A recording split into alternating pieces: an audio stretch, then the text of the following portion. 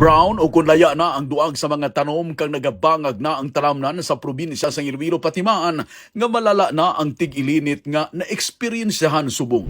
Sa video ni Dr. Ayan Espada sang College of Communication sang West Visayas State University makitaan nga malala na ang halit sang El Nino sa panguma sa probinsya. Sa karon, naglabot na sa 3 ka mga banwa sa probinsya sa Iloilo ang nagdeklarar sang state of calamity bangod sa kalitan sang El Nino phenomenon sa sektor sang agrikultura. Ini ang ginalakipan sa kabanwahanan sa istansya Sara kag Bingawan. Suno sa datos sang Provincial Disaster Risk Reduction and Management Office sa pagpamuno ni retired Colonel Cornelio Salinas, naga-eksperyensya na ang Iloilo sang dry spell nga posible magadala sang drought sa masunod nga bulan sa Mayo.